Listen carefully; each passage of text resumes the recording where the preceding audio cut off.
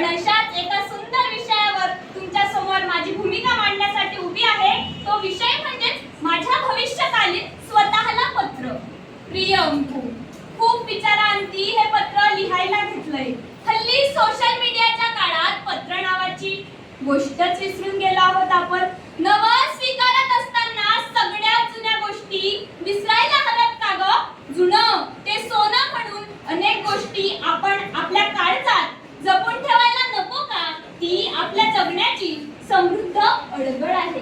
जाऊ दे, स्पर्धेच्या निमित्ताने का होईना वक्तृत्व सादर करायची, पत्र लिहायची संधी मिळते याचाच खूप आनंद होतोय. तेही कुणाला? तर भविष्यातील स्वतःलाच.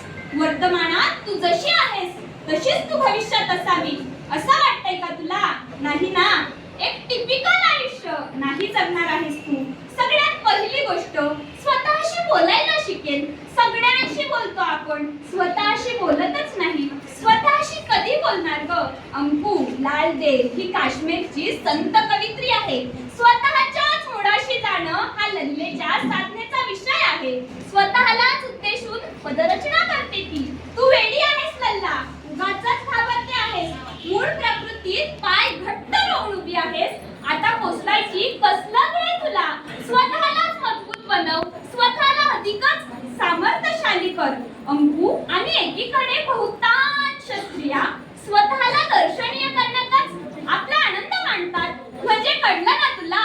नटणं, मुरडणं या बाह्य गोष्टीचा जास्त विचार करतात आणि स्वतःला आतून मजबूत बनवणं, दृढ बनवणं हे विसरून जातात. अंकू, सुख चिरस्थायी राहावं यासाठी आत्मज्ञानाची नितांत गरज असते. मग आत्मज्ञान म्हणजेच काय? तर स्वतःचा शोध घेणं म्हणजेच आत्मज्ञान. स्वतःला जाणणं म्हणजेच आत्मज्ञान. तत्वज्ञानामध्ये आत्मज्ञानाला पोहम असंही म्हटलं आहे. म्हणजे स्वतःलाच प्रश्न विचारणं की तुम्ही कोण आहात. महाभारतामध्ये यज्ञवाल्क्य ऋषी आणि त्यांची पत्नी मैत्री यांचा खूप सुंदर असा संवाद आलेला आहे. यज्ञवाल्क्य ऋषी जेव्हा संन्यास घेण्याचं ठरवतात ना, तेव्हा आपली संपूर्ण संपत्ती आपल्या दोन्ही पत्नींमध्ये दान करण्याचाही निर्णय घेतात. आणि या निर्णयानंतर त्यांची पत्नी मैत्री त्यांना म्हणते की जर का तुम्ही मला समस्त पृथ्वीची स्वामिनी केली तर मला अमरत्व मिळेल का?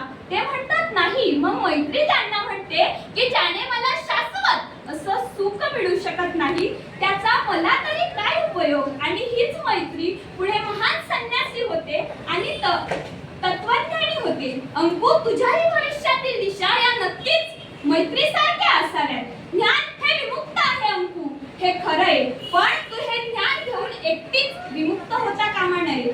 जर का तू हे ज्ञान अमृत प्राश्रहण करून एकटीच विमुक्त झालीस ना तर लोक तुला स्वार्थी म्हणतील किंवा त्याचा उपयोग लाविश आयुष्य जगायला करायला लागली ना तरी लोक तुला स्वार्थी म्हणतील. आणि हो, स्वार्थी लोकांना जगात किंमत नसते. भोगी माणसाचा दुर्गंध येतो तर त्याग माणसाला महान बनवतो. बुद्धाला नवज्ञान प्राप्त झालं तेव्हा त्यांना सुरुवातीला वाटलं आपण मुक्त व्हावं. नंतर ते 7 आठवडे मौनात गेले आणि आधी, मध्य आणि शेवटही कल्याणाचा असणारा विचार कुठलीही किंमत चुकवून सांगायलाच हवा अशा ठाम निर्धारापर्यंत ते आले आणि संपूर्ण आशा खंडाचा प्रकाश झाले. लाईट ऑफ एशिया म्हणून त्यांना उगाचच नाही ओळखत.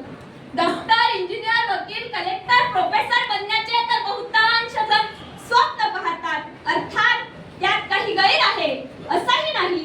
पण हे सर्व झाल्यानंतर त्याचा वापर फक्त आणि फक्त आपल्या कुटुंबासाठी करणं हा जास्त गैर आहे. मग अर्थात उर्वरितांकडे कोण लक्ष देणार? या देशाला बलशाली बनवण्याची जबाबदारी कोण उचलणार? आणि हो अंकू, तुला जे वाटतं ना की प्रत्येकानं सुधरावं म्हणजे आपोआप आपला देश सुधारेल, तसं होत नसतं बाबा. आज हे जरी खरं असलं ना अंकू की आपला देश विकसनशील देश आहे, आपला देश प्रगती करत आहे, पण आज हेही तितकंच खरं आहे अंकू की अजूनही या देशात अज्ञान आहे, उपासमार आहे, भ्रष्टाचार आहे, स्त्री पुरुष तृतीयपंथी असा भेद आहे. आणि या सर्व अस्वच्छतेत उतरून ती स्वच्छ करण्याची जबाबदारी अंकू तुझ्या आणि तुझ्यासारख्या प्रज्ञावंत विद्यार्थ्यांची आहे. कारण विद्यार्थ्यांनीच क्रांती घडवली हा संपूर्ण जगाचा इतिहास आहे. म्हणून एका